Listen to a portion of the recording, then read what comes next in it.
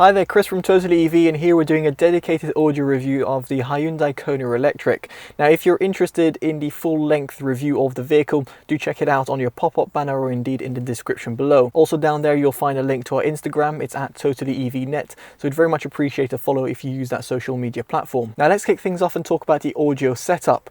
The Kona Electric is available in 3 trims. Now, the SE model has a 6-speaker setup only and doesn't have a subwoofer, while the Premium and the Premium SE model, which we've got over here, has got an 8-speaker Krell automotive system.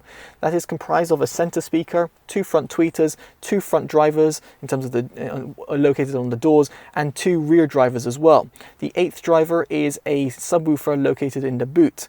Alongside an amplifier, you've got 400 watts of total power. Now, when it comes to connecting up audio or indeed listening to your music library, you can do so via the aid of Android Auto or Apple CarPlay via USB. In terms of Bluetooth connectivity, you've also got the SBC and AAC codecs to choose from, which is a great addition. Now, to configure your audio settings, what you can do is navigate to the appropriate section in the infotainment display, and here you can tinker around with the EQ. There's also a premium sound tab, which essentially determines how the sound will be reproduced. In other words, you've got the reference, natural and concert tab. In my case, I preferred the natural tab because it gave a little bit more dynamism to the overall sound.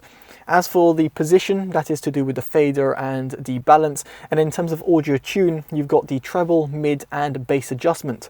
Unfortunately, you've got no subwoofer adjustment. In my case, I added 1 notch to the treble, left mids at 0 and took 3 notches off the bass because it was quite boomy. Now, to give you a bit of a taster as to how the audio performs, what I'm going to do is position the camera in 4 different places throughout the cabin and let you hear back a song. The song that we're going to be using is from Priya J. The song name is Falling. In case you're interested in listening to it or indeed purchasing the song, do check it down in the description below or indeed via your pop-up banner. You should hide, then learn how to fly. It's the only way I know how to play this game to success. I'm not quite sussed it yet. When I reach the brink, don't stop to think. I always sing, and now I'm singing. You know I'm crawling, crawling. I am crawling my way back to falling from so high, falling from so high, so high. Now, with that fantastic song out of the way, what I will say is that it's not ideal to listen to on YouTube or be it through my microphones because it's going to be compressed. Nevertheless, I thought to give you an audio demo and also furthermore give you my subjective opinion. So first off, let's talk about the sub bass. Here the subwoofer gives you that low end rumble that most people would crave. It's actually really well pronounced, and even at the front of the cabin you can hear the rear mounted subwoofer really doing its job.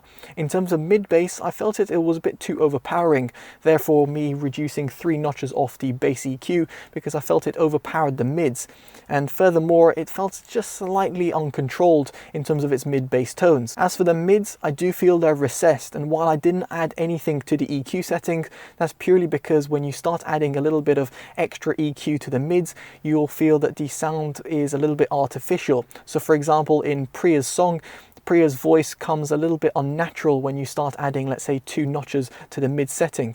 Of course, your mileage may vary, so do let me know in the comments below what settings you use.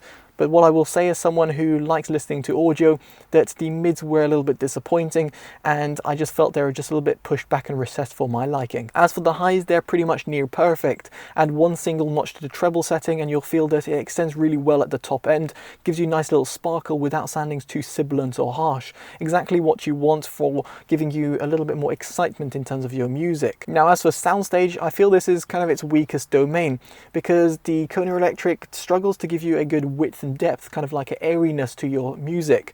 It is competent, don't get me wrong, and most untrained ears will be perfectly happy with it, but for those people who are expecting a little bit more premium experience, given the fact that you've got a Krell automotive system or indeed a Hyundai vehicle, you might expect a little bit of a better performance in this domain.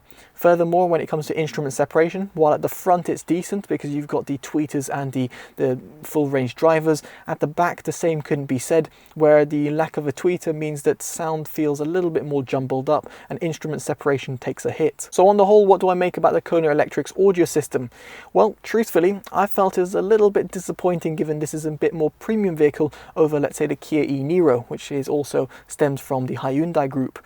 Here the Kia e-Niro suffered the same sort of fate, whereby it had a recessed mid-range and didn't have that same sort of instrument separation and width and depth that I was expecting. I was hoping that Hyundai would have addressed this with the Krell automotive system instead, but unfortunately that's not very much the case.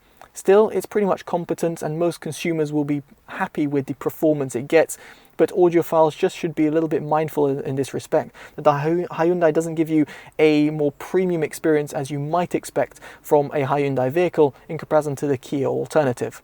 But that's just my thoughts and opinions about it. I'm very much intrigued to hear your thoughts about the Kona Electric's audio system in the comment section below. If you like this video, give it a like, subscribe to see more from the channel, and of course favourite and share as it always helps the channel grow. Alright guys, I've been Chris from TotallyEV. Take care and bye bye.